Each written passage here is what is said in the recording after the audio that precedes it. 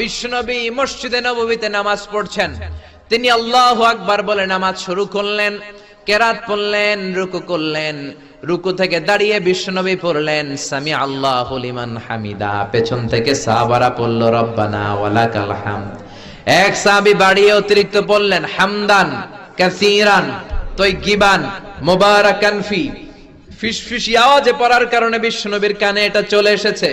নামাজের পর বিশ্বনবী বললেন আমি রুকু থেকে দাঁড়িয়ে পড়েছি সামি আল্লাহু লিমান হামিদা, তোমরা পড়ার কথা ছিল শুধু রব্বানা ওয়ালাকাল হামদ, কে যেন একজন ফিসফিস আওয়াজে পড়েছো হামদান কাসীরান তাইয়িবান মুবারাকান ফি। কে পড়েছো? দাঁড়াও। কোন সাহাবী দাঁড়ায় না ভয়ে। বিশ্বনবী অভয় দিয়ে বললেন কিছু বলবো না, কে পড়েছো? দাঁড়াও।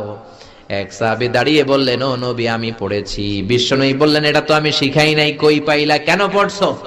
সাহাবী বলে নবী গো, আল্লাহর তাসবিহ অল্প পড়লে আমার পোষায় না, এই জন্য আমি একটু বাড়িয়ে পড়েছি। আল্লাহু আকবার। বিশ্বনবী বললেন ভয় পেও না, বিচলিত হয় না, নামাজরত অবস্থায় আমি দেখেছি বিদউ ওয়া সালাসুনা মালায়েকা, 30 জনেরও বেশি ফেরেশতা তোমার এই অতিরিক্ত তাসবিহর সওয়াবটা কে লিখে লিখে আল্লাহর দরবারে পৌঁছে দিতে পারে, তারা আকাশের মধ্যে কে আগে নিয়ে যেতে পারে প্রতিযোগিতা করছিল।